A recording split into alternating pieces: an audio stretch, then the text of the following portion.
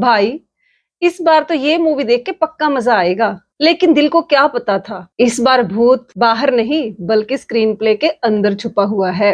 नमस्कार सबको, स्वागत है आप सबका हमारे इस चैनल में जहां हम करते हैं मूवीज का रिव्यू। दोस्तों, भूल भुलैया मूवी आज से लगभग 20 साल पहले आई थी, लेकिन उस मूवी का किरदार जो कि मंजलिका आज भी हमारे जहन में घूमता है। तो जब पता चला कि अक्षय कुमार और प्रियदर्शन एक बार फिर एक साथ आ रहे हैं, तो दिल में एक ही आवाज आई कि इस बार तो पक्का ही कुछ इंटरेस्टिंग होगा।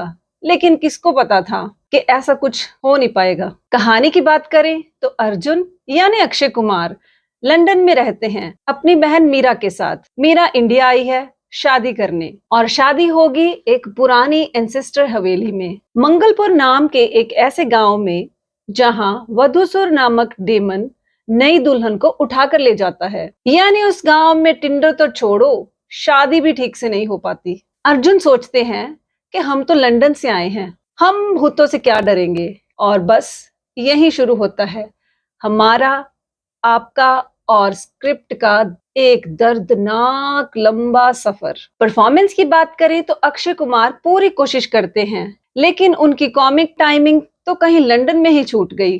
2007 वाला अक्षय शार्प फिट अब थोड़ा बूढ़ा लगने लगा है, जिसको कैमरा भी छुपा नहीं पाता। जीशु सेन गुप्ता, उनको अक्षय का बाप दिखाने के लिए ग्रे डाई लगाया गया है। इतना ग्रे डाई लगाया गया है कि लगता है कि वो सीधा केमिस्ट्री लैब से ही लैंड हुए हैं सेट पर। लेकिन जहां सब डूब रहे थे, वहीं सिर्फ एक इंसान ने इस फिल्म को पूरा अपने कंधों पर उठाया है।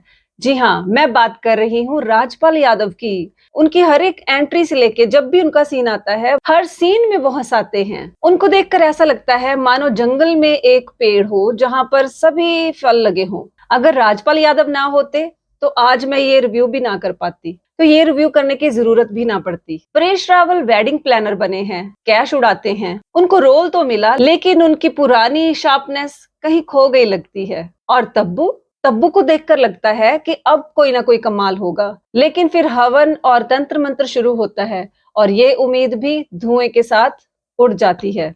हॉरर और कॉमेडी का हाल बड़ा ही बेचारा है।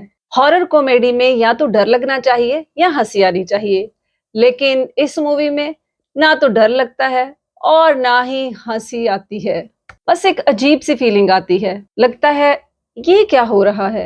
हॉरर सीन्स तो इतने प्रेडिक्टेबल लगते हैं कि अगर आपने लाइफ में कभी भी हॉरर मूवी देखी है, एक भी हॉरर मूवी देखी है, तो आप अपनी आंखें बंद करके बता सकते हो कि आगे वाले सीन में क्या होने वाला है। सीजीआई के घोस्ट देखकर तो ऐसा लगा पुराने जमाने के सफेद साड़ी वाले भूत वापस आ जाएं, जो गाना गाते रहते थे। कम से कम वो एंटरटेनिंग तो लगता था। ये नए सीजीआई के डीमंस तो ऐसा लगता है जैसे किसी फ्री मोबाइल गेम से एस्केप किए गए हों। अगर कॉमेडी की बात की जाए तो कुछ जोक्स ऐसे हैं जिनको सुनकर 2005 में तो शायद वो फनी लगते, लेकिन अब तो उनको सुनकर नींद ही आती है। भाई साहब, हम 2026 में हैं, आप 1996 की स्क्रिप्ट में अटके हुए हो। डायरेक्शन और म्यूजिक की बात करें तो प्रियदर्शन साहब ने बहुत ही कमाल की मूवीज दी हैं, बहुत क्लासिक फिल्में दी हैं, इसमें कोई शक नहीं है। लेकिन इस बार तो ऐसा लगता है जैसे उन्होंने अपनी पुरानी रेसिपी बुक उठाई, सेम इंग्रेडिएंट्स डाले,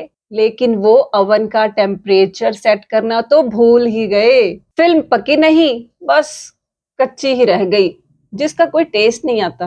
फिल्म का फर्स्ट हाफ इतना स्लो है कि आपको लगेगा स्क्रीन पर भूत नहीं, नींद आ रही है।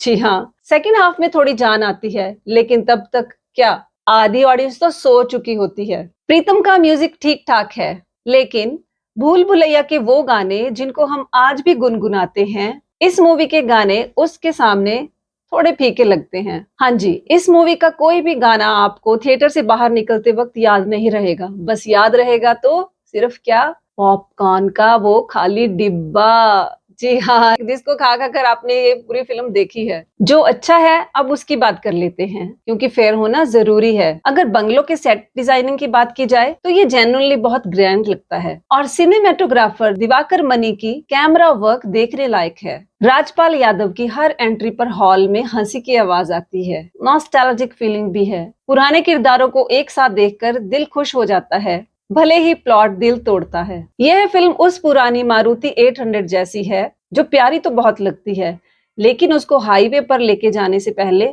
सोचना जरूर पड़ेगा। अगर आप भूत भुलैया के पुराने फैन हैं और नॉस्टैल्जिया के नाम पर दिल बड़ा रख सकते हैं तो एक बार देख सकते हैं। लेकिन एक्सपेक्टेशंस को घर पर ही छोड़कर जाना, ताला लगाकर। राजपाल यादव के लिए आधा टिकट वर्थ इट है, बाकी आधे के लिए घर पर भूल भुलैया लगाकर देख लीजिएगा। मंजलिका, प्लीज वापस आ जाओ, प्लीज।